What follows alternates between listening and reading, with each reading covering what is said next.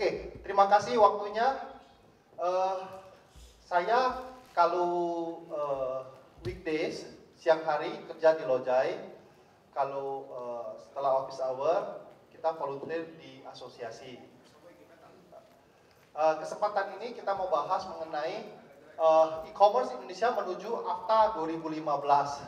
Saya rasa yang hadir di sini pasti sudah pakar-pakarnya e-commerce. Seperti kita ketahui, e-commerce itu ada 3 pilar terpenting yang harus kita kuasai. Pertama adalah supply chain, products. Kedua, payment. Dan ketiga, logistik. Bukan urutan 1, 2, 3. Ini urutan sama-sama di atas. Oke? Jadi 3 poin inilah akan kita bahas. Yang pertama kita akan bahas mengenai pembayaran. Saat ini saya akan undang, Bu, langsung saya undang ya Bu ya. Ya, narasumber kita, Pak Edi Chu, ya, beliau dari FastPay. Tepuk tangan dong. Beliau akan bantu saya untuk menjelaskan apa sih yang dibutuhkan atau tren apa sih yang akan terjadi nanti 2015 ke depan. Mungkin mic bisa minta satu Pak. Terima kasih. Duduk saja ya. Habis makan agak sedikit capek. Pak Edi, kita tahu bahwa e-commerce itu payment itu penting sekali. Betul, ya. Kira-kira untuk menyambut 2015 AFTA ini ya, karakteristik payment apa sih yang bakal heboh 2015? Bisa nggak share ke teman-teman di sini? Oke, untuk menghadapi AFTA, ya, menurut saya ada 2 strategi yang harus kita lakukan. Satu, kita harus memperkuat fitur pembayaran kita untuk domestik supaya dari luar itu bisa kita bendung. Ya. Kedua, bagaimana kita bisa menjual servisnya kita, menjual produk kita kepada market di luar. Nah, untuk dapat menjangkau market internal, domestik maupun di luar, kita tahu dulu karakternya mereka. Ya, kira-kira preference mereka itu payment metodenya apa? Ya, kalau di luar negeri, saya kira paling gampang adalah kartu kredit.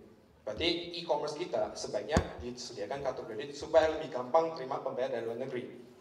Nah, berbalik kalau keadaan domestik, kita tahu bahwa saat ini di Indonesia mayoritas bank customer itu adalah debit user, pengguna rekening tabungan daripada kartu kredit. Untuk itu, ya, disarankan sebenarnya e-commerce Indonesia minimal melengkapi channel e-debitnya mereka dulu sebelum masuk ke kartu kredit untuk lokal. Meskipun ya ini butuh waktu. Di kita sendiri ya, kita lihat tren apa yang terjadi di payment itu masih membutuhkan trust. Ya, mayoritas pembeli atau user e-commerce itu lebih kepada beli, misalkan percaya ya, kalau misalnya tidak percaya dengan e-commerce ya mereka akan mungkin pakai ATM dulu, nggak berani pakai internet banking gitu. Itu yang kira-kira mungkin akan di-share. Mungkin dari e-payment solution, khususnya dari FastPay itu mungkin ada insight-insight yang mau di-share ke teman-teman. Ya, betul. Ya, nanti bukan nanti, sekarang akan diberikan insight-insight pedoman informasi seputar mengenai e-payment solution. Oleh sebab itu, waktu saya serahkan kepada Pak Edi, tolong Pak, stimulasi Pak. Ini semuanya habis makan pada ngantuk. Pasti ngantuk nih. Ya, ayo. Ayo, ini silakan. kita lagi ngomongin uang, jadi saya harap kita bisa mendapat insight yang lebih bagus. Benar.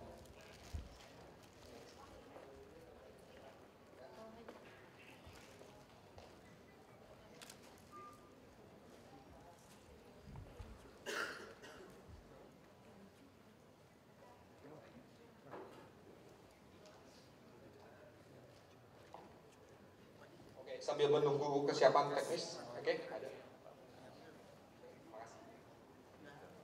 Oke, pertama mungkin saya akan sharing tentang e-payment solution yang kita miliki, ya.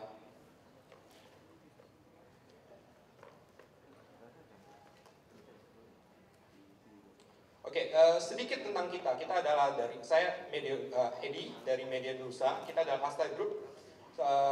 Di grupnya kita ada 3 pilar, ada di Network IT Solution, kita main juga di Service Provider, termasuk di e-commerce. Media Nusa yang menyediakan layanan FastPay, itu kita main di e-commerce. Selain FastPay, kita juga main di mobile banking, seperti M-Desa, M-Mandiri, itu adalah produknya kita.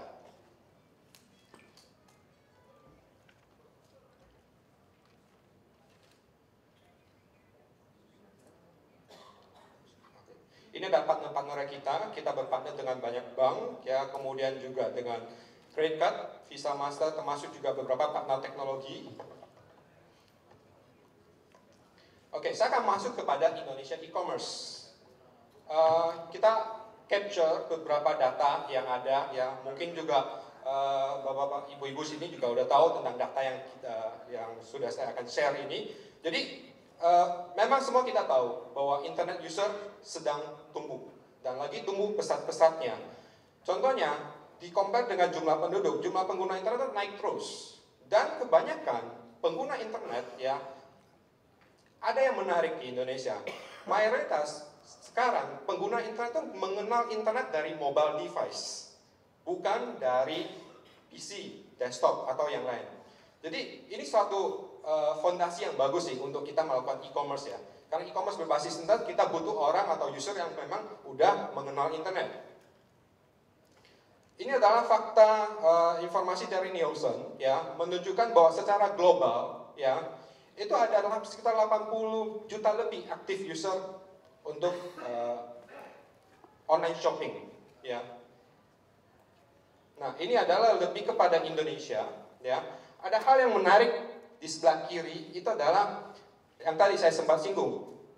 Alat pembayaran apa sih yang sering orang gunakan untuk e-commerce, untuk pembayaran e-commerce? Ternyata masih ATM.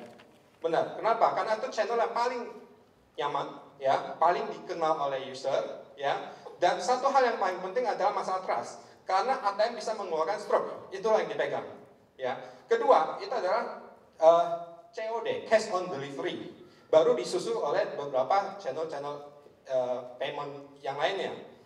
Kemudian di sebelah kanan maksimum transaksi yang pernah dilakukan rata-rata masih belum terlalu besar, ya. Itu sekitar 1 juta sampai 5 juta, ya. Meskipun itu tren yang bagus, ya, kita lihat berarti makin besar angka itu, seperti kepercayaan masyarakat terhadap online store atau e-commerce player itu berarti makin besar, makin bagus. Nah, ini adalah e-commerce market, ya. Kita dapat informasi dari Tech Indonesia. Saat ini secara global ada sekitar 31 juta online shoppers, kemudian total transaksi 130 billion USD. Nah, ini mungkin kita sharing, ya. Apa sih key success factor untuk masuk ke pasar global, khususnya terkait dengan payment. Yang paling penting adalah understanding the payment behavior of your target customer. Pertama, preferred payment methodnya apa? Oke, kalau Indonesia kita tahu, ya, mungkin tadi datanya udah keluar bahwa orang lebih condong pakai ATM atau COD. Tapi kalau kita masuk negara-negara lebih advance, misalnya contoh Singapura, mungkin kartu kredit itu jadi preference mereka. Mereka nggak mau pakai debit misalkan. Kemudian yang kedua adalah penetrasi of e-channel payment. Ini terkait dengan bank dan non-bank, ya. Kita tahu banknya kita compare dengan unbank masih jauh lebih besar unbank, ya.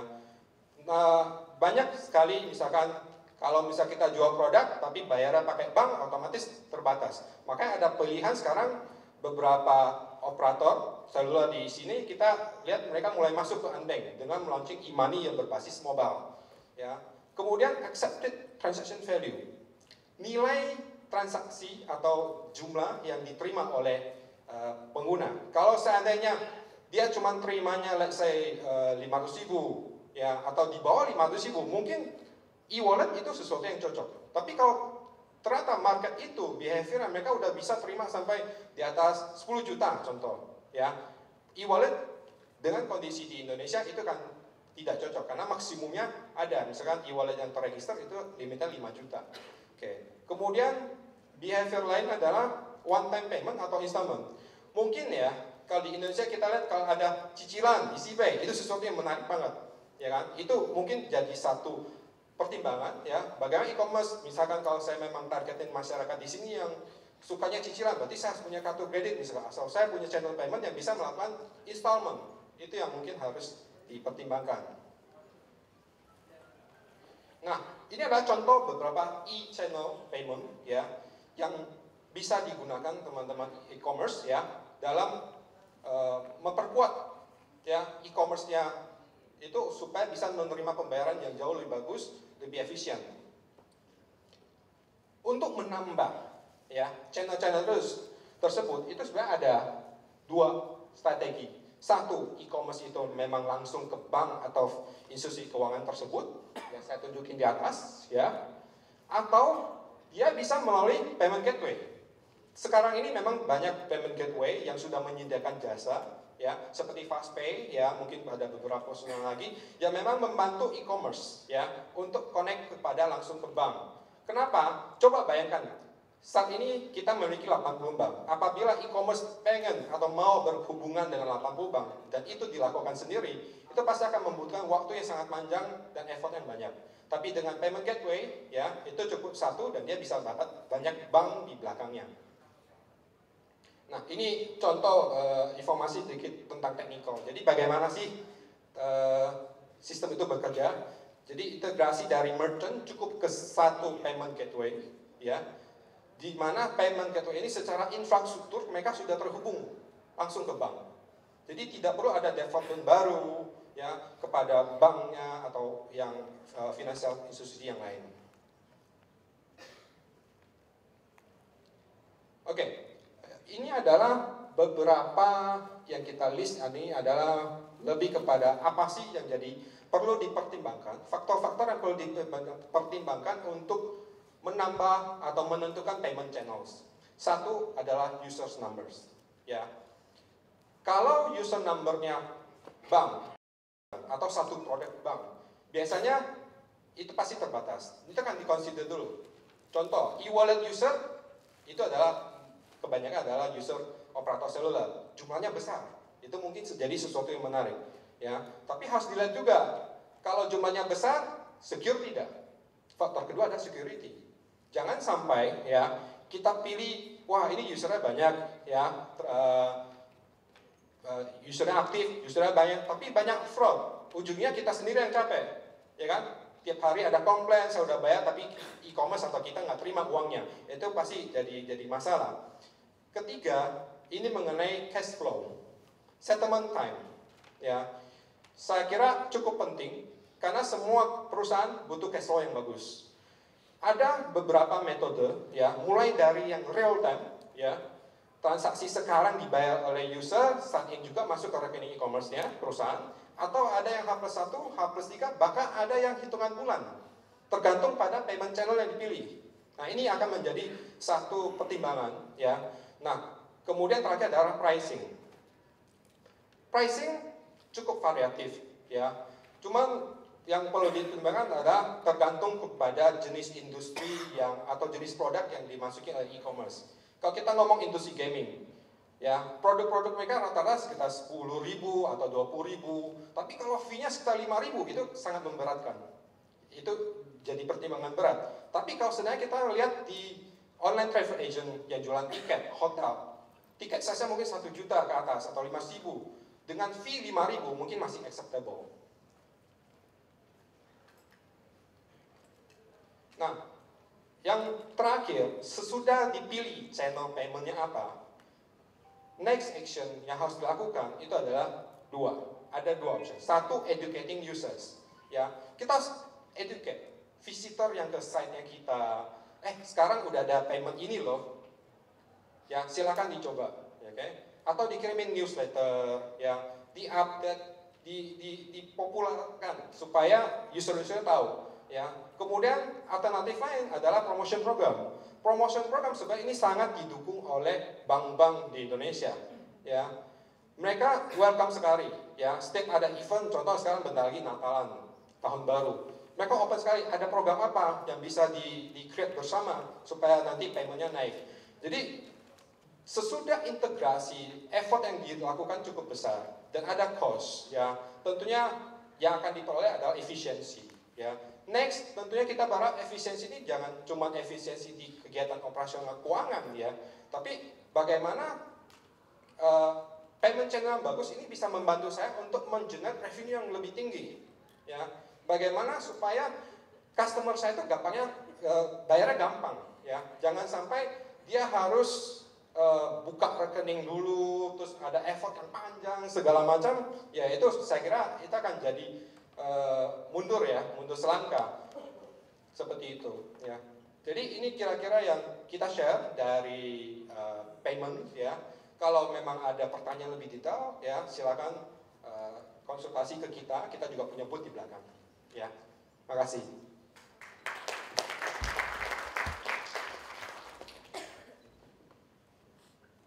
Seru banget ini pembayarannya. Dari teman-teman ada pertanyaan nggak? Ya, Mike nggak ada, saya kasih aja dah. Silakan Pak. Selamat siang, Pak Edi. Saya Anton dari Nusantara Semesta. Siang.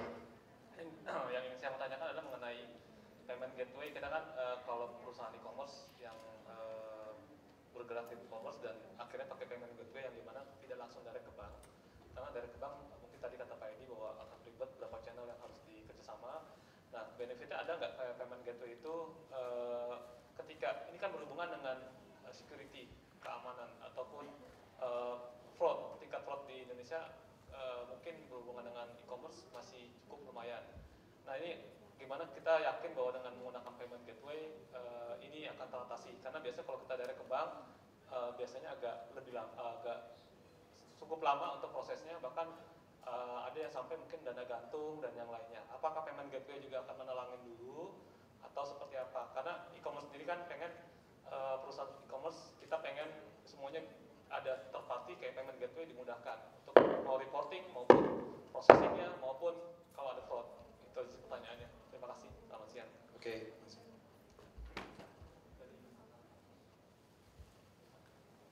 Bagaimana Pak Edi? Oke. Terima kasih atas pertanyaannya. Pertanyaan cukup menarik sih mengenai pemilihan payment gateway terkait dengan security.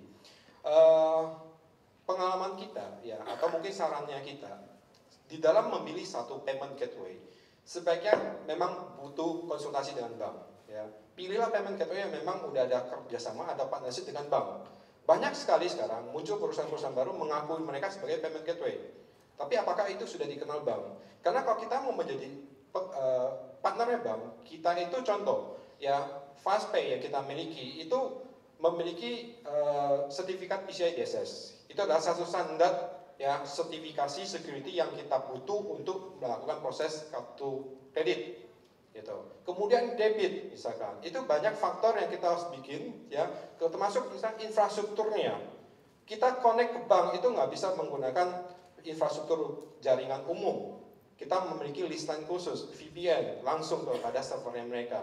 Nah, hal-hal itu mungkin bisa jadi suatu kriteria, ya, dalam menentukan payment gateway. Nah, selain mungkin security yang bisa diperoleh dari payment gateway, benefit yang dari payment gateway, yang lain adalah kepada efisiensi, ya. Satu, misalkan reporting. Kalau satu perusahaan e-commerce connect ke multibank, berarti dia akan terima, let's say, banyak report setiap harinya dari multibank.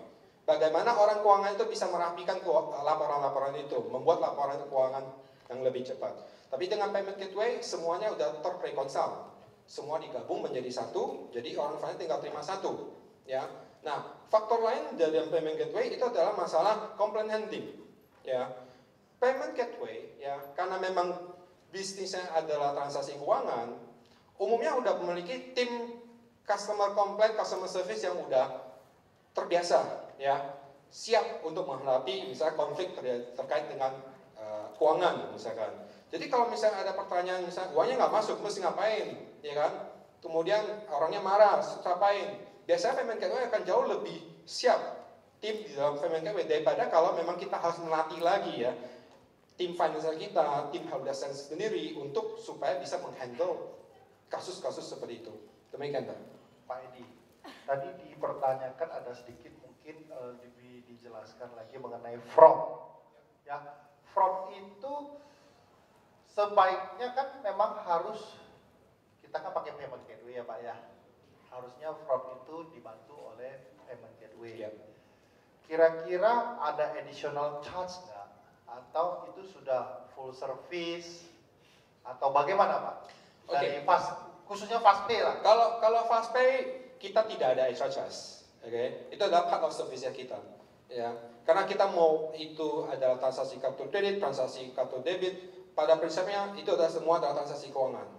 Kalau transaksi yang berkait dengan uang, kita secure. Itu adalah sesuatu yang sangat prinsip, ya. Tidak wajib lah, tidak etis kalau misalnya kalau mau lebih secure bayar lagi, gitu loh. Ya kalau misalnya kita ke bank, kalau minta lebih secure mau bayar lagi kan kita nggak mau. Ya bank udah secure, gitu ya. Nah terkait dengan fraud, apa yang bisa kita lakukan adalah kita selalu duduk bareng. Kita melihat semua aspek. Ya, dalam fraud kita tidak bisa langsung menentukan bahwa si A yang salah, pihak ini yang salah. Kita harus lihat flow end to end, ya. Mulai dari usernya, device user yang dipakai, ya, kemudian dari sisi jalurnya, apakah itu aman, kemudian dari sisi payment gateway, seandainya menggunakan payment gateway, ya, kemudian dari sisi bank, semua harus ditelusuri, ya. Hal-hal itu harus teliti, ya, supaya bisa memberikan rasa aman, ya. Pada akhirnya setelah ditelusuri, apabila menemukan memang hal itu yang bermasalah, harus kita duduk bareng dan cari tutup bersama-sama. Itu sih. Oke, terima kasih Pak. Kira-kira menjawab Pak ya? Kalau nggak menjawab, langsung kontak. Panitia ada alamatnya. Asik. Ya. Coba dulu baru beli Pak. Pertanyaan kedua, yang terakhir. Harus lebih seru Pak ya pertanyaannya. Oke. Sebutkan dari mana? Ya, thank you. Yes, halo. Halo, selamat siang Pak Edi. Saya Rio dari Grup Mitra di Perkasa. Seperti yang Bapak sampaikan tadi, cash flow sangat penting untuk perusahaan. Nah, Pak, bentar Pak. Harus dijawab dengan baik. MAP. Besok langsung deal. Oke? Ayo. Silakan Pak. Semoga ya Pak ya. Semoga. Oke, saya ingin menanyakan tentang settlement. Tadi kan Bapak ada menyampaikan H+1, H+3. Betul. Ada yang sampai sebulan juga. Ini apa faktor yang membedakan antara H+1, H+3 ini Pak? Apakah itu antar bank membedakan atau misalnya FastPay berbeda dengan payment gateway yang lain, misalnya FastPay H+1 yang lainnya H+3 gitu atau bagaimana itu? Oke, perbedaan hari settlement, waktu settlement itu lebih kepada sumber dananya. Itu lebih berarti kepada bank atau misalkan wallet provider. Ya, kalau payment gateway, karena tidak tadi seperti saya bilang bahwa FastPay punya prinsip kita membantu cash flow, ya kita selalu menerapkan H+0 dari settlement yang kita terima dari bank, seandainya itu terjadi. Contoh, ya apabila ada bank yang bisa menjanjikan transaksi settlement real time, umumnya bank tersebut mewajibkan perusahaan e-commerce itu punya rekening di situ juga. Ya, jadi misalkan contoh saya nasabah bank A, dan e-commerce juga punya rekening di bank A, otomatis itu bisa dilakukan settlement real time. Ya, kalau saya itu cross bank antar bank, ya itu rata-rata untuk debit itu sekitar 1 hari. Ya, kemudian apabila untuk kartu kredit itu masih ada masa sekitar 2-3 hari kerja, ya dari transaction. Itu lebih kepada untuk clearance bahwa itu udah clear, tidak ada fraud, ya seperti itu. Nah, ada juga memang mungkin ada yang pernah dengar misalkan kerjasama dengan operator seluler bisa potong pakai pulsa. Nah pulsa ya itu modalnya ada revenue sharing dan itu bisa lama sekali. Yang ini harus kontak. Ya. Yang detailnya. Kita kasih tahu kisi-kisinya dulu. Yang lebih detail, Pak. Siap, pasti. MAP. Oke. Besok deal. Ayo. Oke, terima kasih Pak Terima kasih. Edi. Terima kasih. Sekarang saya mau panggilkan lebih seru lagi logistik FedEx. Siapa nggak kenal FedEx? Pak Rizal. Teng teng teng. Tepuk tangan dong. Pak Rizal. Ya Pak Rizal akan membahas bagaimana pengiriman AFTA ini Pak ya, khususnya Pak ya. Benar. Oke, ini pasti seru Pak. Kalau gitu saya turun, Bapak kasih insight dulu Pak ya. Langsung aja Pak ya. Terima kasih Pak. Oke, selamat siang. Ini tadi moderatornya memang cukup dahsyat, jadi saya agak grogi ini. Oke, yang akan saya bawakan adalah mengenai cross border economy, cross border e-commerce dalam rangka AFTA. Oke, agendanya cukup banyak, namun saya skip saja karena yang penting adalah isinya. Yang pertama mau saya share adalah e-commerce trend. Tadi pagi kita sudah dengar bagaimana perkembangan e-commerce di dunia dan juga Indonesia. Sekali lagi saya mau bawakan sekali lagi. Di sini bisa kita lihat perkembangan e-commerce dari secara value dari tahun 2012 sampai dengan proyeksi untuk tahun 2017.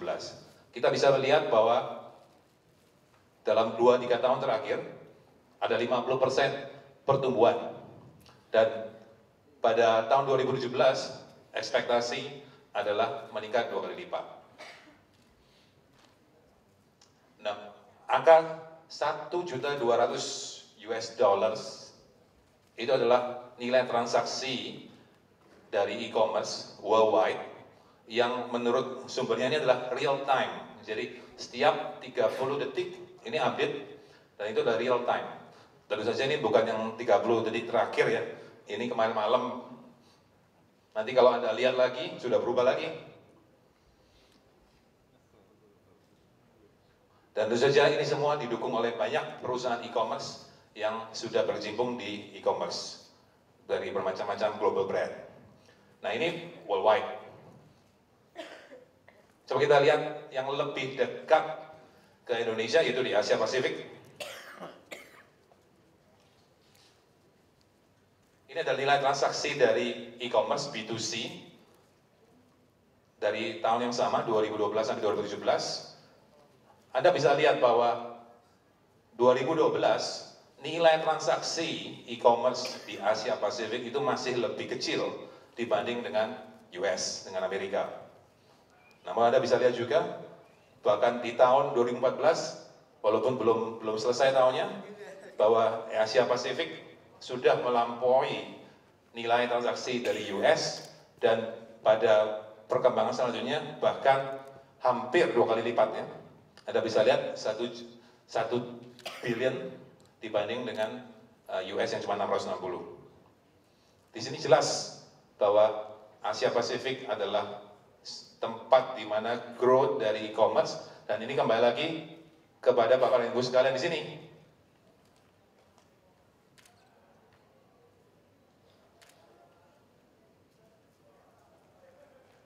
So, jadi pertanyaan adalah bagaimana kita bisa ambil kesempatan? How to ride a big wave?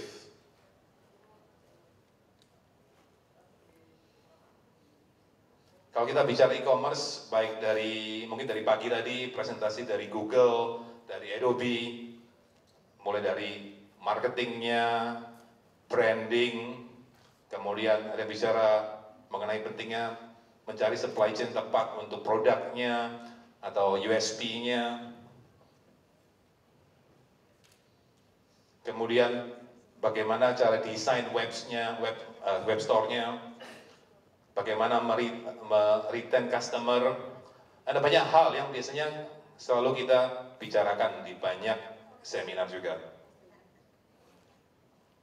Kita selalu pikir bahwa kalau kita sudah dapat hal ini, ada web store-nya, brandingnya oke, website-nya mudah, kemudian banyak komunikasi melalui sosial media, pasti customer oke, dan mereka akan decide to buy. Simple.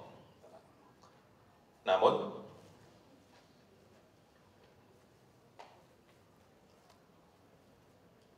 next question-nya adalah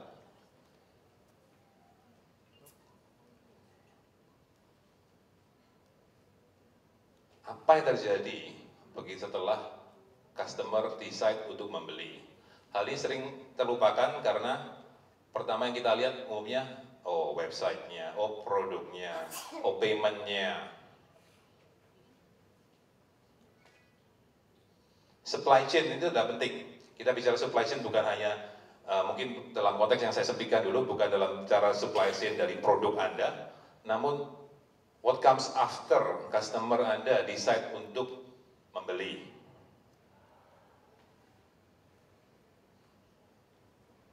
Kita selalu lihat ada beberapa key element dari supply chain, hal penting yang perlu kita lihat dalam bentukan supply chain Anda.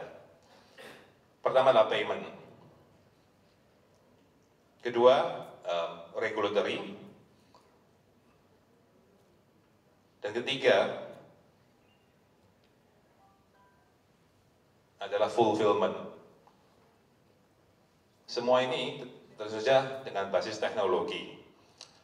Kalau saya bicara payment, jangan dikaitkan dengan Pak Edi, ya, FastPay. Ya kan? Payment saya dari sisi yang lain.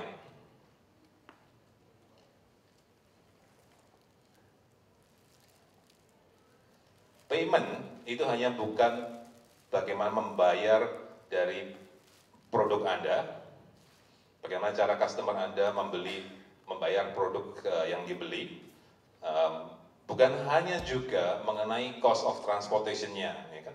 Tadi Ibu Diaja kan bilang, dari hijab kan bilang bahwa kalau orang beli, yang nanggung kan mereka yang bayar biaya pengiriman.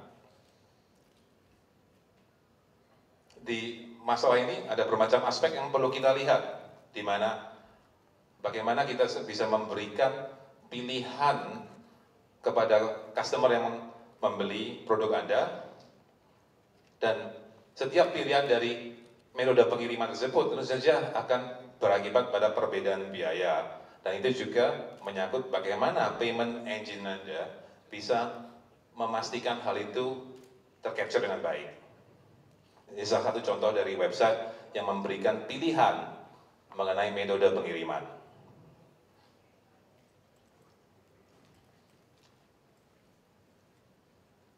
Kalau ini mungkin lebih terkenal Amazon, sama juga Amazon juga memberikan pilihan mengenai seberapa cepat atau seberapa lambat.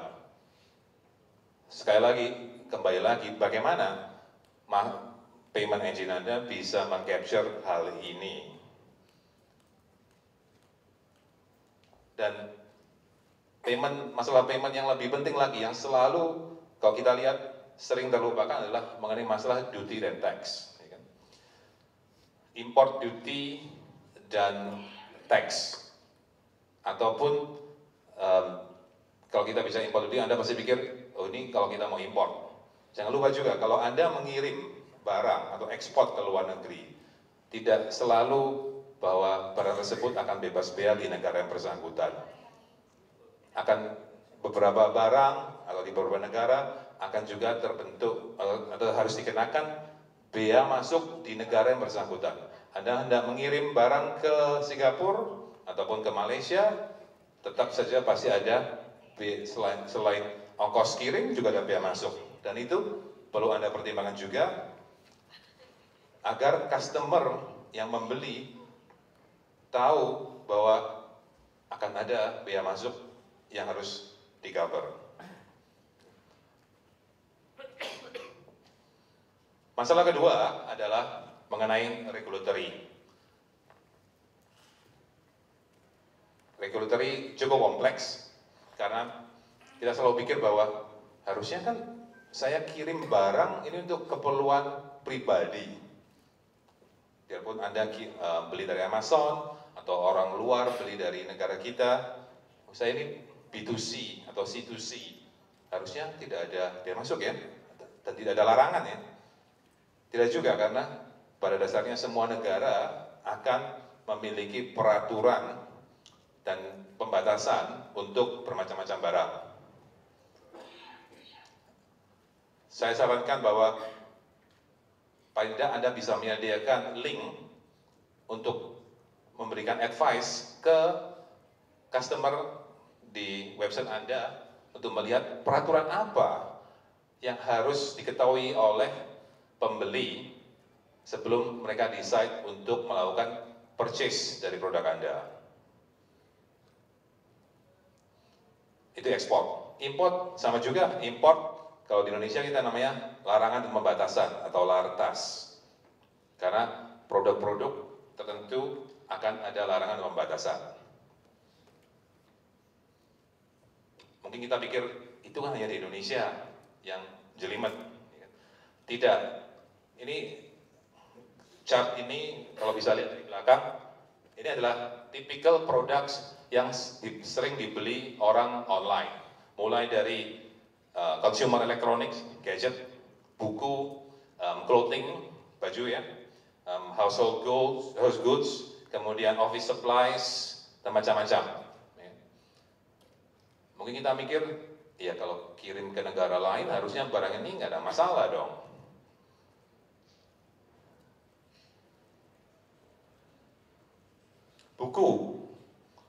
Buku, wah kalau import Indonesia memang ada larangan. Kalau negara lain harusnya oke dong, enggak juga. Even kalau ada mau orang dari Singapura beli buku pun ada ketentuan regulasi mengenai buku. Baju di Indonesia memang ada regulasi, kan? Kalau enggak nanti semua orang import batik dari China. Namun bukan hanya di Indonesia, di Amerika pun Anda mau kirim baju ada juga ketentuan. Kemudian consumer packaged goods atau sporting goods, hal-hal yang menyangkut kayalah umum publik biasanya pasti ada as safety regulatory. Kalau di sini istilahnya mungkin Anda pernah dengar SNI. Sama juga di berbagai negara juga ada ketentuan tersebut. Ada yang mau jual pet supplies juga sama. Ini pet supplies untuk binatang peliharaan ada larangan, ada. Bukan hanya di Indonesia, di Amerika ada, di negara tetangga Singapura ada juga. Sama. Kita mau jual pempek karena tadi siapa di Pak Budi ya mau beli pempek dari Singapura ya. Orang Singapura mau beli pempek dari Indonesia. Harusnya gampang ya. Jangan lupa pempek makanan. Makanan itu menyangkut kayalah umum publik. Ada regulasinya. Bukan hanya beli pempek dari Singapura. Orang Singapura beli pempek dari sini juga ada larangan. Oh, ada pembatasan.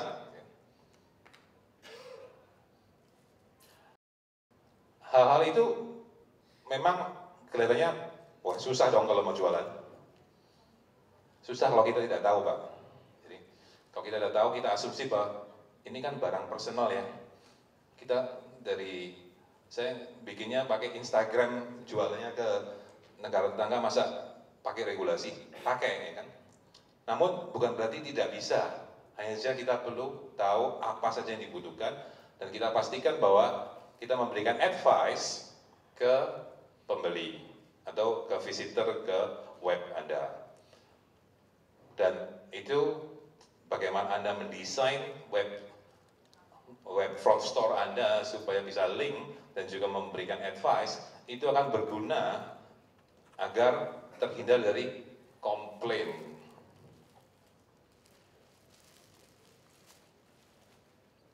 Jadi poinnya adalah berikan informasi sejelas mungkin untuk menghindari terjadinya kesalahpahaman dan komplain setelah pembelian.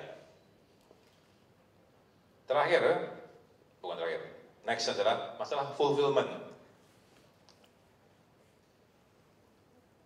Fulfillment atau shipment delivery. Sekarang kita pikir sudah, nggak ada masalah payment, regulatory jelas, customer sudah diberitahu, sudah, harusnya nggak ada masalah. Bisa jadi masalah karena, apalagi dengan keadaan sekarang, di mana customer, pembeli Anda memerlukan option atau pilihan untuk delivery. Zaman sekarang orang kerja, suami istri kerja, tidak ada di rumah, ya kan? Orang delivery datang tidak bisa karena yang terima mbaknya di rumah tidak bisa mengauthorize payment misalnya. Itu salah satu kendala yang biasa dihadapi dalam masalah fulfillment.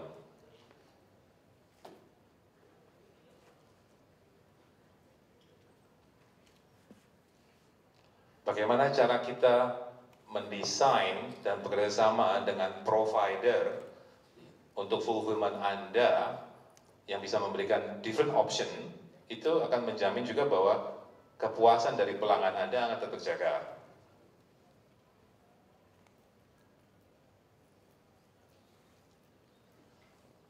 Kita bicara mengenai mobility. Tadi sudah dijelaskan juga bahwa internet, apalagi di Indonesia, itu banyaknya diakses melalui mobile device.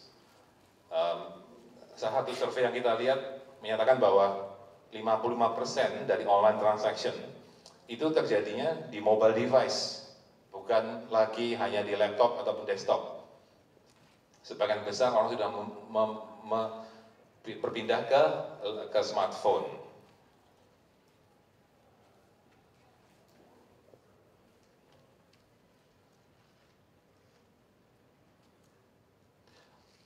Kemudian kalau kita lihat perkembangannya di Asia Pasifik, 37% dari responden menyatakan bahwa mereka akan lebih suka membeli barang melalui mobile device. Dengan mobile device ini implikasinya apa?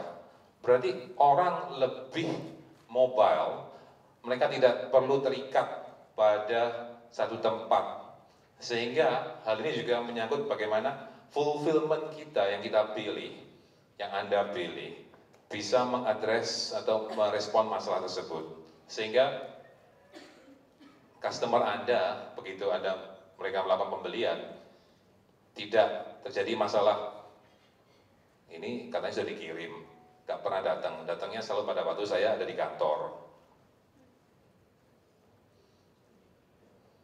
Perkembangan tren yang terjadi sekarang untuk masalah fulfillment, itu sudah di luar masalah fulfillment yang tradisional. Tradisional adalah biasanya delivery jam kerja di rumah. Namun kalau kita lihat di bermacam-macam tempat ya, contohnya di Singapura misalnya, itu mereka sudah melakukan yang namanya pop station, di mana orang datang untuk ngambil dari semacam kios atau loket dengan akses code yang secure, di mana bisa mengambil barangnya dengan jam yang mereka kehendaki sendiri. Itu salah satu fleksibilitas atau tren dari fleksibilitas yang kita lihat dalam e-commerce. Dari kita sendiri yang sudah kita launch di US misalnya adalah sama konsepnya, bagaimana orang bisa drop off maupun mengambil barang dari loket yang tersedia di kios kita. Tanpa ada orang, langsung barang sudah masuk, kita tinggal akses code, kita deliver.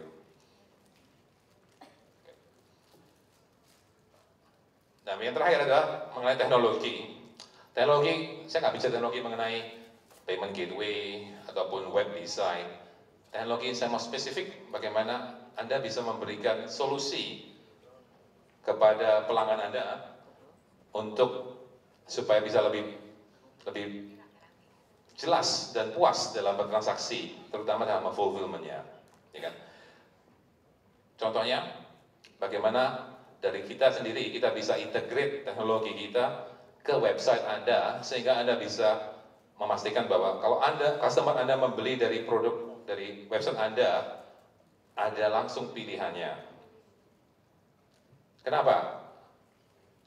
Ingat, kita bicara mengenai internet, di mana orang pasti pembeli Anda masih memerlukan kenyamanan dan keyakinan bahwa reliability dari fulfillment tersebut.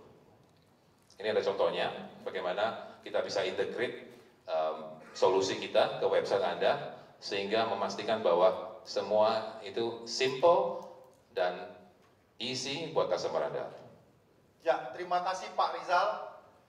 Insight-insightnya begitu canggih Pak. Nanti kita buka sesi lagi untuk penambahan informasi mengenai apa sih FedEx-nya. Kita ada pertanyaan, mungkin setelah presentasi dari SAS dulu Pak. Oh, oke. Ya, karena kita melihat semuanya menggebu-gebu, pertanyaannya banyak sekali. Kita kumpulkan, ya Pak ya. Pak Rizal, terima kasih Pak Rizal. Nanti kita panggil ke depan. Sekarang saya panggil Ibu Utami. Beliau adalah pre-sales dari SAS. Ya, Bu, tolong kasih tahu SAS bedanya dengan SOS apa, Bu? Karena SAS kita belum pernah dengar. Terima kasih, Bu ya. Silakan Bu, saya tinggal. Assalamualaikum warahmatullahi wabarakatuh. Selamat siang. Perkenalkan, saya Utami dari SAS Institute Indonesia. Kali ini akan membawakan mengenai Customer Experience Analytics. Customer Experience Analytics ini saya yakin bukan hanya SAS yang bisa melakukannya. Kita banyak teman-teman kita di luar sana yang bisa melakukan atau memberikan teknologi ini.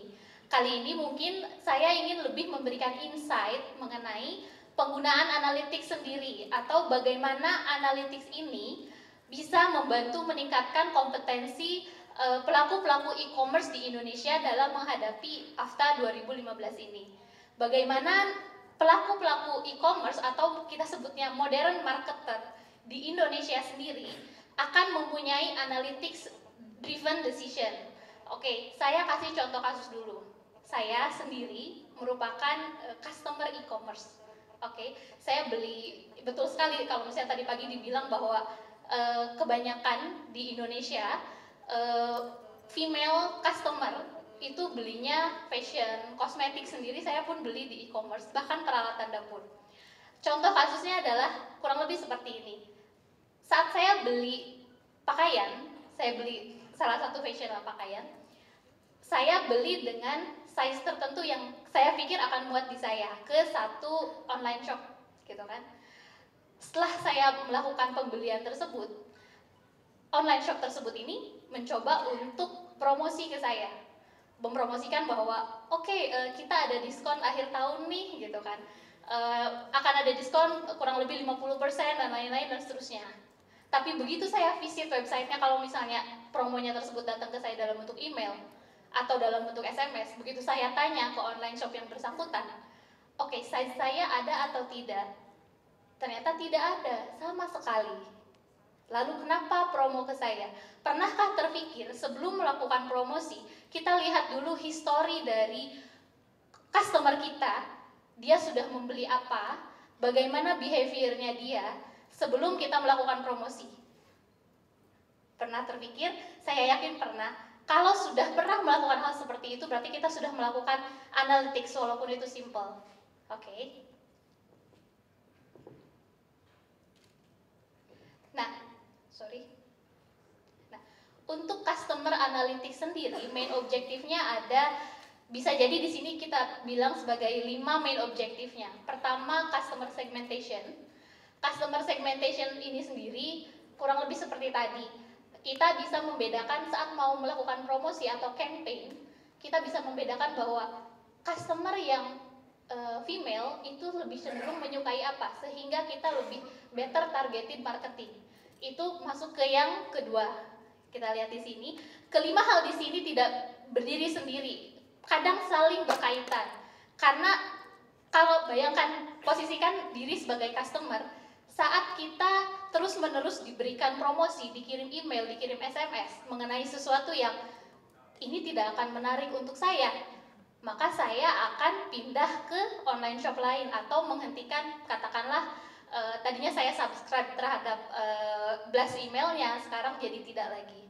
Seperti itu, kita akan kehilangan customer. Itu yang kelima. Untuk cross sell, upsell, dan market basket analysis itu kurang lebih contohnya seperti ini. Saat saya pernah loh beli hand blender barengan sama bedak misalnya. Oh, berarti ini adalah ibu rumah tangga, ada possibility juga mungkin wanita karir, karena hand blender itu praktis penggunaannya, misalnya seperti itu. Saya nggak punya banyak waktu buat masak, ya kan?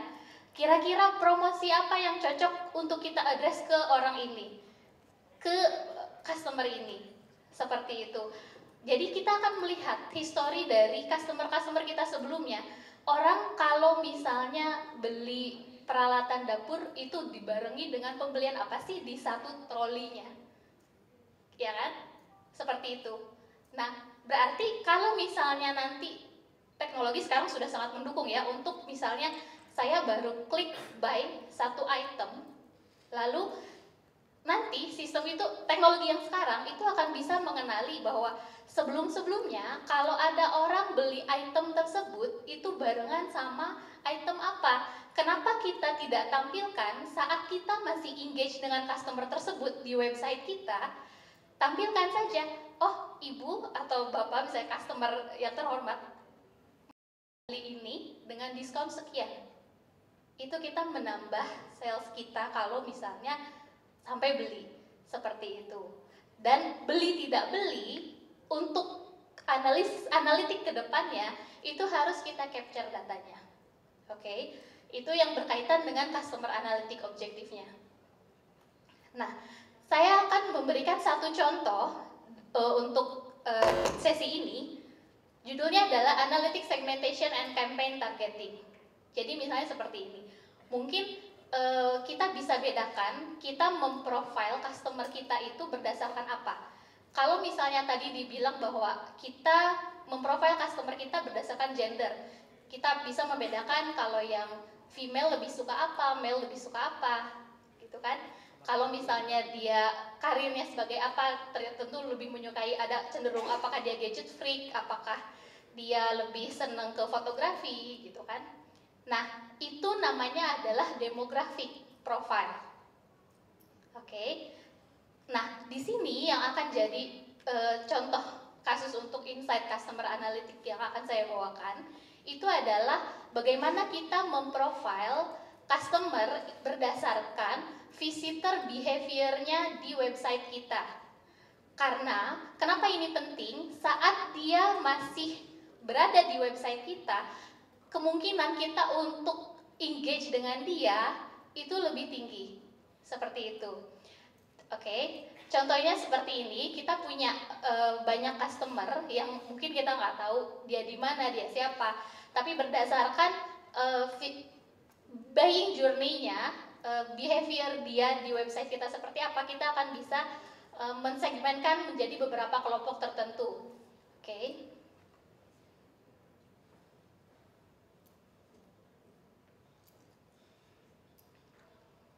Idealnya seperti itu.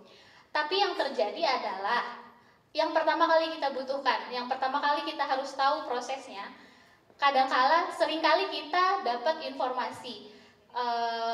Sebenarnya customer kita itu, saya seringkali gitu kan, mengakses satu situs belanja dari laptop saya, dari tablet saya, dari handphone saya. Ini 3 device yang berbeda, seperti itu. Lalu bagaimana kita sebagai bisnis, bagaimana kita sebagai bisnis bisa mengenali orang-orang tersebut? Apakah orang-orang ini berbeda, begitu kan? Ataukah ternyata orang-orang ini sama?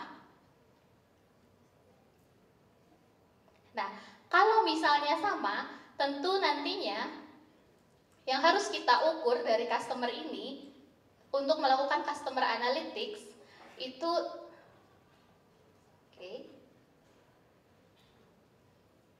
Nah, untuk melakukan customer analytics yang harus kita ukur yang paling pertama, tolong lihat kotak merah. Kotak merah ini adalah target kita, objektif kita. Kita ingin mempredik apakah dari visitor behavior yang seperti ini dia akan beli atau tidak, artinya akan convert atau tidak. Nah, berikutnya, perilakunya yang harus kita capture adalah kurang lebih seperti visitor engagement index. Visitor engagement index ini bisa berbeda-beda dari satu bisnis ke bisnis yang lain, nantinya tergantung kebutuhan, tapi kurang lebih itu akan diukur dari berapa lama dia melihat page kita, berapa kedalaman kliknya, dia sudah mengklik apa aja, dia sudah mendownload katalog apa saja, seperti itu. Behavior seperti itu. Kalau misalnya selain itu, indikator ketertarikan terhadap suatu produk juga itu akan berpengaruh. Kita bisa nggak meng-capture data kalau ternyata customer yang ini melihat page kita yang isinya katakanlah fashion, itu berapa lama. Selain itu recency juga. Selama seminggu terakhir, dia sudah visit ke website kita berapa kali. Seperti itu. Visitor behavior seperti itu yang harus kita capture. Plus dia jadi beli atau tidak, convert atau tidak. Karena nantinya, nextnya, analytics ini akan membantu kita mempredik dari behavior yang dilakukan oleh visitor website kita ke apakah dia convert atau tidak. Kalau misalnya kemungkinan convertnya tinggi, kita nanti bisa melihat, oh ternyata kalau yang organic search dan dibandingkan dengan yang paid search, kemungkinan convertnya lebih tinggi adalah yang katakanlah organic search. Daripada dia misalnya datang dari blog visit, atau dia mengetikkan langsung ke landing page kita, itu mana yang lebih banyak orang yang convert seperti itu. Oke. Nah, saya akan skip.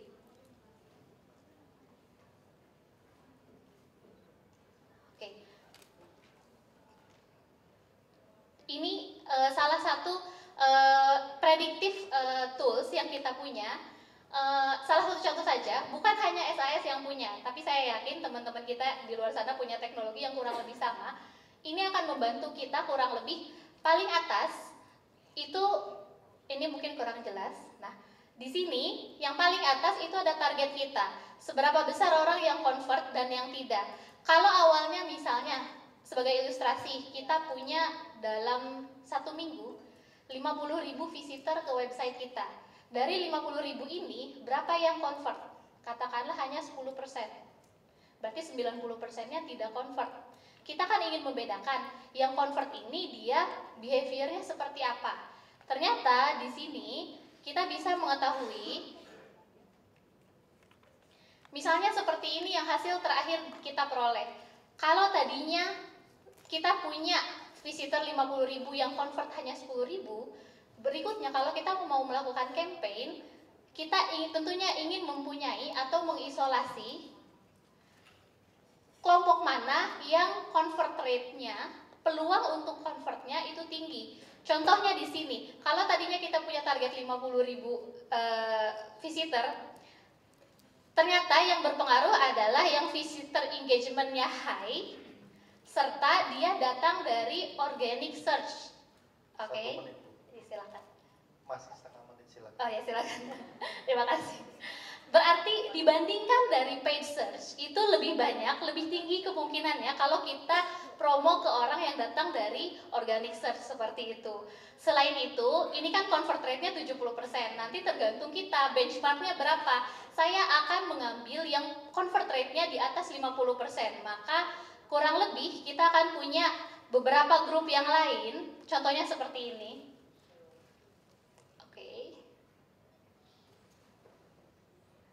Ya, mungkin bisa dilihat di layar. Nah, untuk yang convert rate-nya 60%, ternyata visitor yang behavior-nya, visit engagement yang rendah, tapi dia punya ketertarikan terhadap produk A tinggi, dan dia datang dari blog visit karena tadinya mungkin dia baca review mengenai produk kita, dan juga dia punya ketertarikan terhadap produk yang lain. Seperti itu, sehingga akhirnya sebentar, dikit lagi. Oh, Betul Bu, kata orang kalau makan nggak boleh 100% kenyang, 80%, sisa 20% untuk ketemu lagi. iya, terima kasih. Setuju teman-teman? Terima Iya. kasih Bu Utami. Iya, terima kasih banyak. Ini benar-benar dahsyat informasi ini, sampai 80% sudah kenyang semua. Oke, sekarang saya minta tolong Pak Rizal maju ke depan, tolong bantu saya. Mungkin ada pertanyaan dari teman-teman. Pak Edi nanti, Pak Edi ya, kita kasih bangkunya cuma 3 Pak. Kalau Pak Edi juga mau duduk sini boleh Pak, saya berdiri Pak. Silakan Pak Edi. Pak Edi sekalian lah Pak Edi lah. Ya, saya berdiri saja. Oke, terima kasih. Saya langsung aja. Pertanyaan buat logistik dulu dah. Siapa ada pertanyaan buat logistik? Seputar AFTA maupun domestik, ya, misalnya pengen tahu FedEx tuh bisa kirim orang nggak sih, ya, apa, coba Pak Rizal pasti bisa bantu, silakan.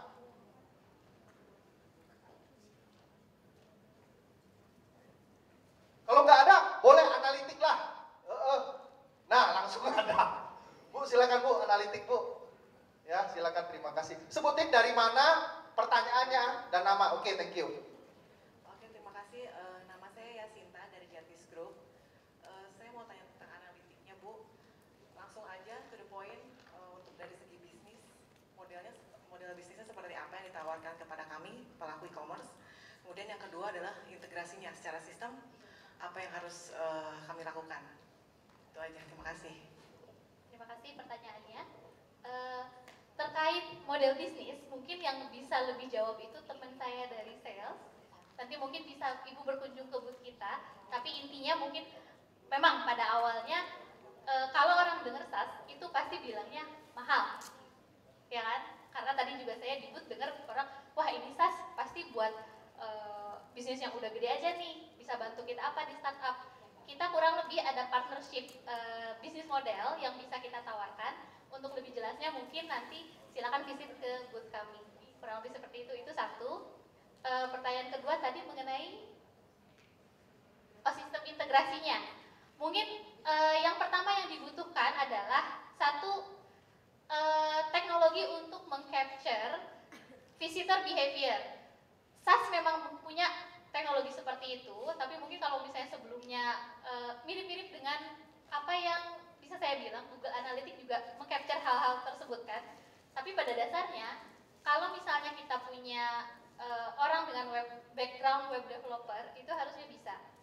Kadang kan admin juga tadi kalau misalnya dengar Mbak Diajeng cerita, adminnya bisa tahu loh bahwa ini datang dari Israel, gitu kan? Dia mungkin visit ke page kita di mana aja. Terkait datanya mau disimpan di mana, itu kita bahkan bisa punya integrasi dengan Excel. Jadi kalau misalnya pun punya data history ya visitor behavior maupun demografi variabel, itu kita bisa untuk offline data, tidak perlu database yang besar seperti katakanlah Oracle, Teradata. Memang untuk bisnis yang besar butuh seperti itu, tapi kita juga punya set teknologi untuk data-data yang kecil seperti itu. Mudah-mudahan jawab. Terima kasih, menjawab ya, 90% lah harus menjawab. Kalau tidak, pakai dulu analitiknya. Yang selanjutnya pertanyaan seputar logistik atau analitik atau payment? Satu cukup. Sorry. Analitik lagi. Logistik dulu ya, ada logistik dah. Kalau nggak ada, analitik. Silakan. Satu Bu, satu ya. Oh, dua. Buat pemain e-commerce kan banyak nih Mbak, ada fashion, terus ada makanan juga, buku. Dan ini soal tawarkan ini tiap segmennya berbeda atau bisa dipakai oleh semuanya gitu. Oke, kalau saya cerita, awal mulanya SaaS itu digunakan untuk pertanian. Dan berkembang pesatnya itu adalah digunakan untuk hospitality, spesifik kasino. Bagaimana Anda bisa percaya bahwa SaaS juga digunakan untuk customer analytics di kasino. Jadi kita tidak ada masalah selama tujuannya kan jualan. Komoditinya apa?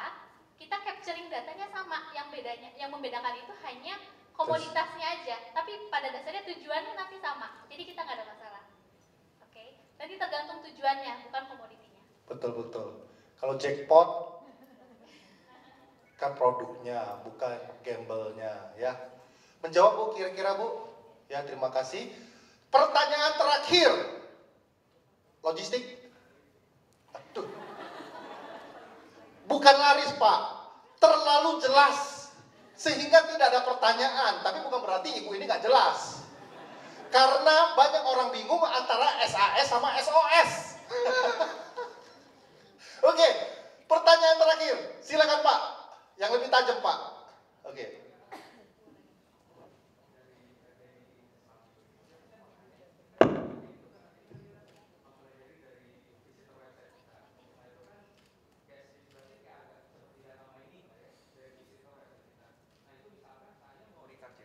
Saya pakai tools misalkan tools ABC, itu data yang dari SES itu bisa diintegrate nggak ya ke dalam itu, atau misalkan ada third party lainnya, misalkan e-commerce di Indonesia baik pakai SizeMax misalkan, itu bisa nggak dia compatible atau enggak? Makasih. Saya tanya dulu, SizeMap ini penggunaannya untuk apa? Kalau Seismic itu untuk sama seperti untuk data mining juga tapi lebih ke arah ke retargeting. Untuk itu SAS bisa terintegrasi dengan, jadi sebenarnya kita punya data mining itu memang core produk kita. Kita punya produk yang paling pertama itu untuk membantu di area analitik. Sejalan dengan itu, kita juga punya data management, artinya untuk mengcapture datanya. Karena itu saya bilang bukan cuma kita yang bisa mengcapture visitor behavior, yang lain juga bisa. Mau setelah itu yang mengolahnya SAS atau yang lain itu bisa. Seperti itu. Yang penting datanya nanti dikenali. Biasanya untuk hal ini ada konektornya. Konektor di sini yang memungkinkan, tadi mungkin pertanyaannya Excel juga bisa kita baca karena kita punya konektornya. Artinya datanya bisa dibaca. Walaupun nanti, jadi nanti setelah itu dari data ataupun dari data mining itu nanti akhirnya kan ke reporting. Diintegrasikan dengan reporting pun bisa. Seperti itu. Oke, selanjutnya pertanyaan lagi. Saya kasih bonus satu lagi. Apa? Logistik tolong. Kalau nggak ada, bebas. MAP. Mana lebih laku? Zara. Logistik lah, Pak. Kirim Zara bagaimana, Pak? Ya, siang Pak Rizal, Serio dari grup MAP lagi. Ini mengenai logistik, kita kan memang akhir-akhir ini ada e-commerce baru ya, B2B konsepnya. Dan standar lah ya Pak, untuk pengiriman kita menggunakan salah satu third party. Lalu kita juga ada salah satunya self pick up untuk ngambil sendiri. Ternyata setelah kita coba itu lumayan ngetrend. Ini ada hubungannya dengan presentasi Bapak yang tentang pop-up station sih. Kan sebagai last mile fulfillment. Nah kalau dalam MAP punya yang B2B, itu kalau self pick up, oke lah, make sense karena pembelian customer misal banyak banget ya. Misalnya kayak 10.000 baju, kalau dia menggunakan pengiriman third party itu kan shipping cost-nya lumayan gede. Nah, ini berhubungan dengan last mile fulfillment yang saya mau nanyain ini, kalau suatu saat ada e-commerce yang menggunakan B2C atau C2C, konsep B2C atau C2C yang langsung ke consumer sendiri, itu kalau untuk pop-up station apakah FedEx bakal ke depannya ada di Indonesia atau enggak? Soalnya kalau memang ada, ini kan bisa digunakan juga nih untuk para pemain e-commerce lainnya. Jadinya udah nggak perlu menggunakan shipping dari third party, jadi customer tinggal langsung aja ke pop-up stationnya untuk ambil seperti yang udah ada study case-nya di US kan tadi. Yang saya mau nanya, apa ada insight sedikit untuk ke kita, apakah pop-up station bakalan ada di Indonesia gitu. Thank you. Jawabannya adalah langsung saja nanti Pak, habis seminar langsung kita kontak. To the point.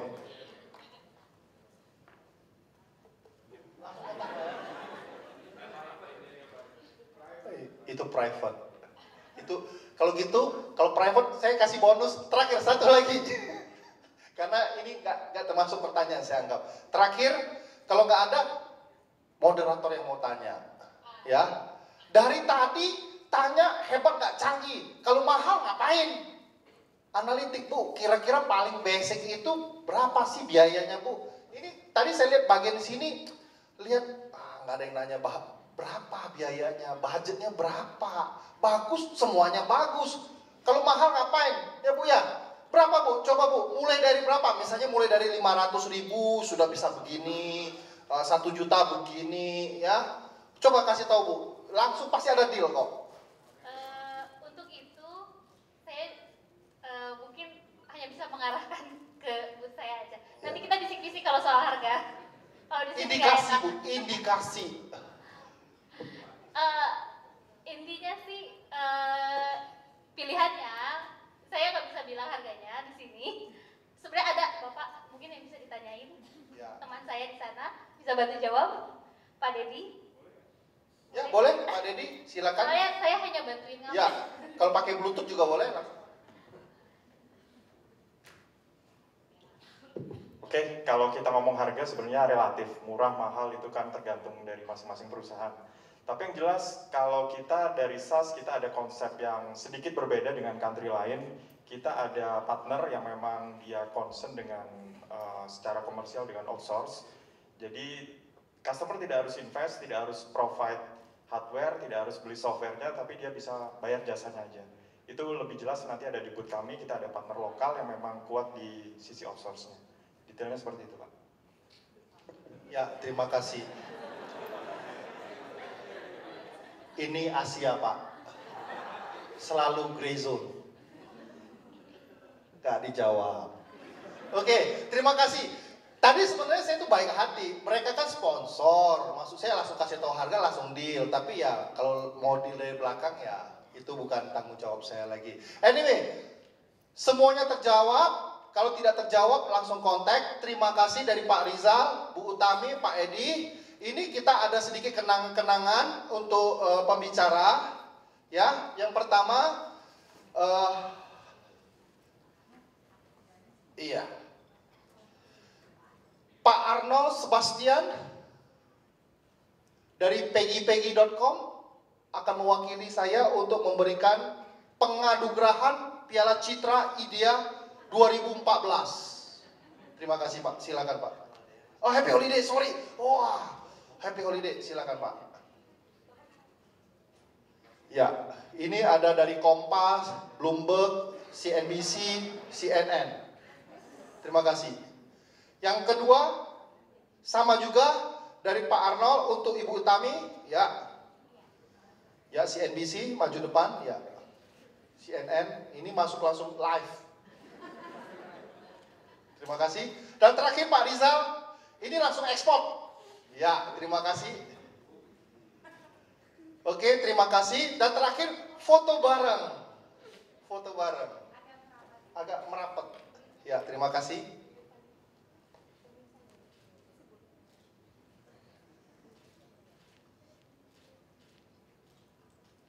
Ya, oke, terima kasih semua teman-teman. Makanya lebih aktif di IDEA. Ya, banyak lagi insight-insight yang akan diberikan. Ya, untuk update-nya masing-masing perusahaan ada namanya Yammer. Akses Yammer, kalau yang atasan berikan kepada timnya, kalau tidak terima dari timnya minta ke atasan. Pak, Bu, kapan mulai lagi? Oke, terima kasih. Yuk, saya serahkan ke panitia. Oke, ya, Bapak dan Ibu, kami memohon agar dapat menunggu sejenak karena kita masih akan menunggu Bapak Budi Ganda Subroto untuk memberikan kesimpulan untuk acara selanjutnya. Jadi untuk itu, oke, Pak Budinya sudah tiba di sini. Oke, hadirin sekalian beri tepuk tangan yang paling meriah untuk Bapak Budi yang sudah berlari dari ruang Yasmin langsung menuju ke sini. Silakan Pak. Selamat sore, maaf tadi saya harus lari dari ruangan sebelah karena kan sesi ini sebenarnya sesi kesimpulan ya. Kita mau nunggu yang dari ruangan bawah apa nggak usah? Kita menunggu yang dari yang langsung aja. Oke, mungkin sekedar menceritakan karena tadi saya juga di ruangan sana kesimpulan bukan kesimpulan untuk cari tahu kira-kira hal-hal apa aja yang bisa saya sampaikan hari ini. Intinya hari ini menjadi suatu hari yang bermanfaat, khususnya buat saya juga karena saya belajar banyak. Saya harap juga rekan-rekan sekalian belajar banyak karena pada awal sebelum sesi saya bertanya-tanya impact AFTA itu seperti apa, atau mungkin yang tadi disebutkan oleh Departemen Perdagangan itu MEA, Masyarakat Ekonomi ASEAN. Challenges-nya banyak, of course. Tadi di sesi pertama kita bercerita sedikit mengenai latar belakang AFTA dan industri e-commerce di Indonesia. Yang kalau misalnya dilihat dari data-data yang dipresent oleh Google, yang dipresent oleh IDEA sendiri, ataupun tadi yang disampaikan oleh Kementerian Perdagangan, potensi e-commerce di Indonesia itu sangat besar. Faktanya adalah populasi kita besar, 250 juta orang, tapi internet penetration rate-nya itu masih rendah. Saat ini mungkin berkisar sekitar 20%-an, 29%-an, tapi diharapkan pada saat diharapkan akan menjadi 20%, tapi sebelum-sebelumnya sekarang itu mungkin masih berkisar di bawah 10%. Kalau misalnya internet penetration rate meningkat dan saat ini juga banyaknya mobile, maka dengan otomatis industri e-commerce itu sendiri akan berkembang. Itu key takeaway dari keynote yang pertama. Dari keynote kedua kita tadi ada dari Adobe, tapi juga dari ada Google. Mereka present sedikit mengenai cara-cara apa aja sih yang bisa membantu khususnya untuk perusahaan-perusahaan kecil maupun besar untuk mendapatkan competitive advantage dari rekan-rekan atau misalnya pesaing-pesaing dari ASEAN sendiri. Karena intinya begini, Indonesia negara yang besar, otomatis pemain luar melihat Indonesia sebagai hot market nih. Gimana caranya saya bisa menarik konsumen-konsumen dari Indonesia ke luar negeri. Tapi kenapa kita tidak memikirkan the other way around? ASEAN lebih besar lagi gitu, Indonesia juga besar. Daripada misalnya kita bisa aja konsentrasi di negeri sendiri, tapi kita juga harus bisa bagaimana menjual produk-produk kita dari ke luar negeri. Hijab.com tadi memberikan contoh yang sangat baik. Market mereka unik, yaitu fashion khususnya untuk busana muslim. Di Indonesia minatnya itu banyak dan ternyata itu menarik minat banyak sekali dari negara-negara Timur Tengah maupun negara-negara Southeast Asia.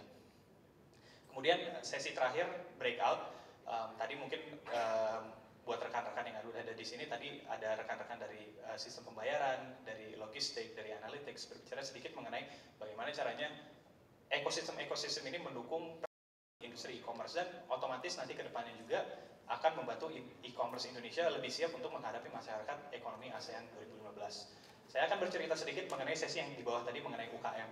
Tadi ada dari Nurbaya Inisiatif, tapi juga ada beberapa pemain UKM yang memang sudah sukses.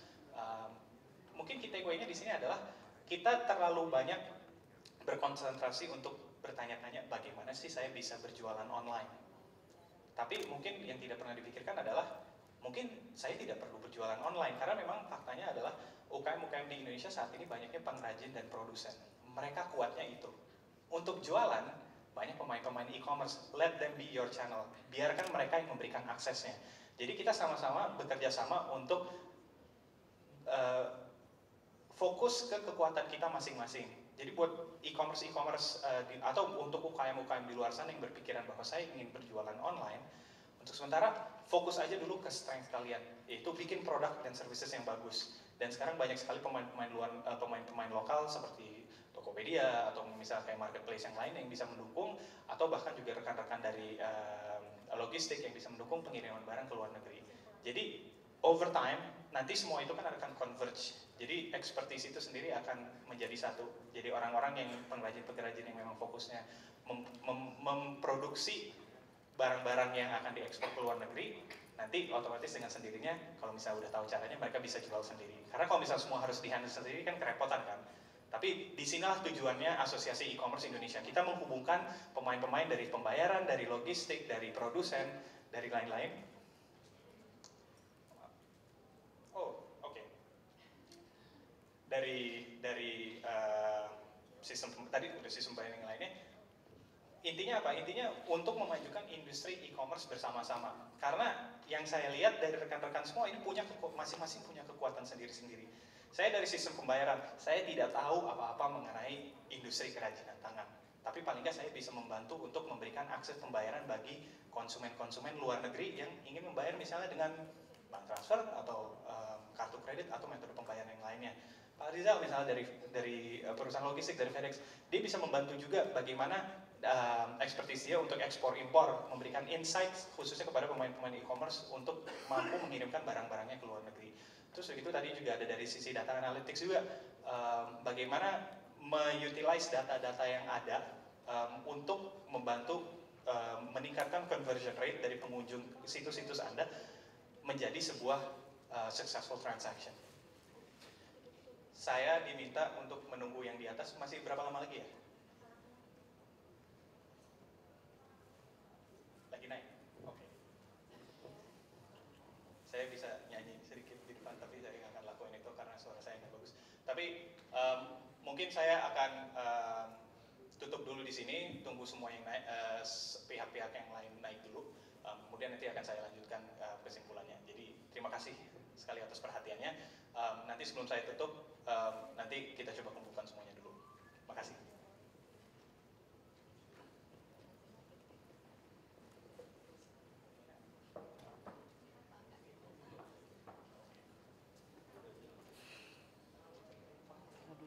Ya, Bapak dan Ibu yang terhormat, kami harap agar dapat menunggu sejenak. Oke, kami persilakan kepada Bapak dan Ibu yang baru saja tiba untuk dapat segera memasuki ruangan dan menempati kursi yang sudah disiapkan.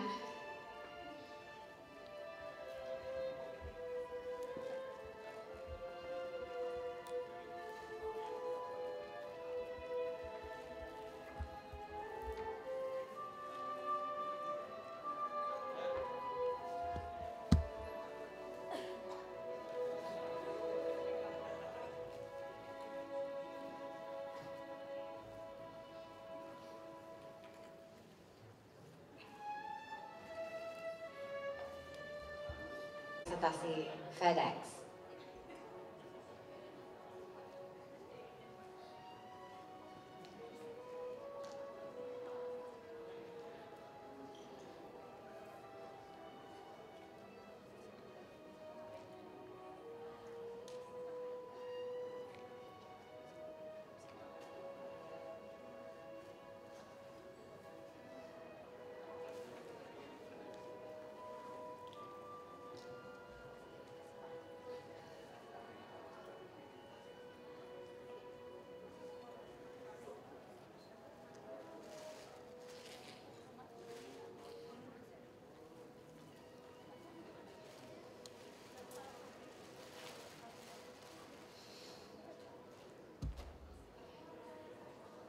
Ya, oke, kalau begitu langsung saja kami sekali lagi mengundang kembali kepada Bapak Budi untuk dapat memberikan kesimpulan yang dapat disampaikan untuk para peserta tadi sudah ada di ballroom dan juga ruang Yasmin. Kami persilakan Bapak Budi. Halo, selamat sore lagi. Maaf saya naik lagi, tadi udah ngobrol panjang lebar, tapi saya akan mengulang recap. Kebetulan tadi juga saya udah ngobrol-ngobrol sama rekan di bawah untuk make sure saya catch up dengan hal-hal yang tertinggal tadi.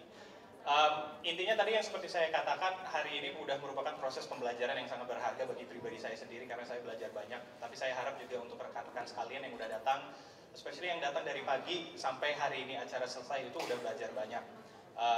Saya juga ingin mengingatkan bahwa setelah acara ini selesai bukan berarti silakan bisa pulang semuanya, tapi masih bisa ke booth, silakan berkenalan dengan beberapa para pembicara kami untuk ngobrol-ngobrol sekitar e-commerce atau bagaimana kedepannya menghadapi AFTA itu strateginya itu harus seperti apa. Mungkin dari sisi kesimpulan hari ini kita ada 4 sesi. Jadi sesi pertama itu mengenai latar belakang AFTA itu sendiri. Sesi kedua mengenai cross border transaction, bagaimana strategi untuk perusahaan-perusahaan e-commerce untuk mendapatkan competitive advantage dari kompetitor-kompetitor luar. Kemudian kita ada breakout session, yang pertama mengenai solusi bisnis, yang kedua itu mengenai UKM, kesiapan UKM bagaimana menghadapi MEA tadi. Takeaway sesi pertama adalah dari sisi pemerintah, mereka udah memberikan sedikit introduksi mengenai seperti apa sih AFTA atau MEA 2015 itu. Tadi juga sedikit dijelaskan bahwa awal mulanya adalah untuk membantu proses perdagangan antara negara-negara Southeast Asia, mengurangi tarif dan segala macamnya. Cuma kita sekarang udah ada di abad ke-21 di mana semuanya memang udah borderless to start with.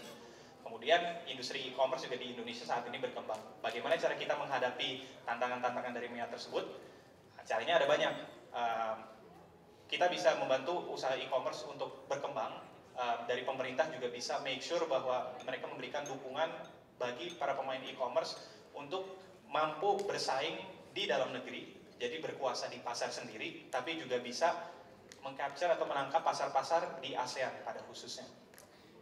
Kita juga berbicara sedikit mengenai salah satu success story dari hijab.com yang bercerita bahwa minat orang berbelanja dari luar negeri ke Indonesia itu ada. Hijab.com salah satunya contohnya ya, mereka bilang bahwa order pertama mereka itu datang dari Brunei Darussalam. Mungkin kalau misalnya saya ingin menambahkan contoh satu lagi, mungkin ada yang nggak tahu bahwa kalau misalnya kebudayaan Indonesia itu amat sangat populer di Eropa. Kebetulan saya pernah tinggal 7 tahun di Belanda. Di Belanda itu ada 10 hari acara khusus untuk kebudayaan Indonesia, namanya Pasar Malam Tong-Tong. Nggak bakal percaya bahwa Hetikus Endang, Pancep Pondah itu populer sekali di sana, karena memang minat akan kebudayaan Indonesia, khususnya lagu-lagu, kerajinan tangan dan lainnya itu ada. Jadi pasarnya sendiri di luar negeri di luar negeri itu ada. Kemudian sesi kedua mengenai bagaimana perusahaan-perusahaan e-commerce bisa dibantu dengan platform penyedia platform seperti Adobe ataupun Google dengan saran-saran mereka untuk memberikan competitive advantage bagi pemain-pemain e-commerce. Ada banyak caranya. Adobe ada solusi sendiri untuk untuk data analytics. Google dengan service mereka yang ada free tapi ada juga yang premium bisa membantu Anda banyak hal, dari mendata keywords itu datang dari mana aja. Tadi kita dikasih contoh keywords, ternyata dari Australia banyak orang yang cari keywords kerupuk. Kemudian juga translate websitenya, kalau misalnya website kita berbahasa Indonesia, tapi kalau misalnya ke luar negeri ingin ditampilkan dengan bahasa lain, itu sarana itu juga ada. Sesi ketiga tadi breakout session yang pertama di sini kita berbicara sedikit mengenai solusi bisnis, bagaimana pemain-pemain e-commerce itu bisa dibantu oleh pendukung-pendukung ekosistem seperti logistik, sistem pembayaran ataupun penyedia data seperti data analytics dan lainnya. Intinya kan kita ingin make sure bahwa kita bisa memasarkan barang ke luar negeri. Jadi pemain e-commerce itu fokusnya hanya satu, bagaimana dia bisa produce dan menjual barang atau jasanya mereka. Perusahaan-perusahaan solusi bisnis, mereka yang mengurus yang lainnya. Mereka bisa mengurus dari sistem pembayaran, bagaimana ensure bahwa orang dari luar negeri bisa membayar dan uangnya itu nyampe ke saya sehingga saya bisa mengirimkan barang ke luar negeri. Mengenai pengiriman tadi juga udah sedikit berbicara mengenai ekspor impor, bagaimana kendalanya, bagaimana solusinya juga. Kemudian data analytics juga, bagaimana kita bisa memanfaatkan data-data yang ada untuk strategize approach marketing kita. Sesi terakhir yaitu sesi mengenai UKM, ini amat sangat menarik sekali. Karena sebenarnya key takeaway-nya apa? Key takeaway-nya adalah industri di Indonesia, bisnis di Indonesia itu memang 90% masih UKM. Jadi itu besar. Dan saat ini UKM adalah industri yang membendung potensi-potensi krisis ekonomi yang terjadi di Indonesia. Jadi mereka secara bisnis itu tuh udah kuat. Tapi yang kita ketahui adalah mereka saat ini masih fokusnya adalah offline. Jual retail, mungkin jual ke pembeli langsung, tidak melalui media online. Nah, justru di sini adalah kesempatan bahwa antara UKM-UKM dengan enabler-enabler di dunia online, baik itu marketplace, ataupun forum, ataupun classified ads, kita bisa saling bekerja sama untuk membantu UKM-UKM ini berjualan online, nomor satu di Indonesia, karena Indonesia sendiri 16.000 pulau, last time I check. Gimana bisa mereduce barrier itu, dan yang terakhir adalah bagaimana kita eventually bisa menjual dan menciptakan pasar bagi industri UKM sendiri itu di luar negeri. Jadi kalau bisa dibilang industri UKM udah solid, udah kuat, komunitasnya besar, jumlahnya banyak, secara penyumbang ekonomi pun pemerintah udah tahu, bahkan UKM sendiri tuh ada kementerian sendiri, Kementerian Koperasi dan UKM, begitu besar peran mereka bahwa even dari pemerintah sendiri ada fokusnya sendiri. Nah ini gimana nanti peran pemain-pemain e-commerce untuk membantu mereka, baik membantu mereka untuk berjualan online atau memberikan akses kepada mereka kepada pembeli-pembeli di luar negeri ataupun di seluruh Indonesia. Akhir kata, potensinya sangat besar. Dari sesi pertama sampai sesi terakhir kita tahu bahwa Indonesia itu masih di tahap awal. Kalau misalnya dibandingkan negara seperti Cina atau misalnya negara seperti Jepang ataupun US, kita masih terbelakang. Well, bukan terbelakang, kita masih tertinggal. Tapi faktanya kita populasi itu sangat besar, internet penetration rate masih bisa ditingkatkan, dan harapannya ke depannya adalah Indonesia bisa menjadi pasar yang kuat untuk e-commerce. Untuk itu, saya berterima kasih sekali atas peran serta rekan-rekan sekalian. Saya harap hari ini sudah menjadi hari yang bermanfaat bagi kita semua. Hari ini bermanfaat sekali bagi saya. Dan juga setelah acara ini selesai, saya juga ingin encourage bapak-bapak ibu sekalian tidak untuk langsung pulang tapi berkenalan. Berkenalan karena kita bisa belajar satu sama lain. Jadi cari tahu caranya apa, cari tahu bagaimana kalian semua bisa saling membantu. Terima kasih, selamat sore, wabillahi taufiq wal hidayah, wassalamualaikum warahmatullahi wabarakatuh. Ya, terima kasih.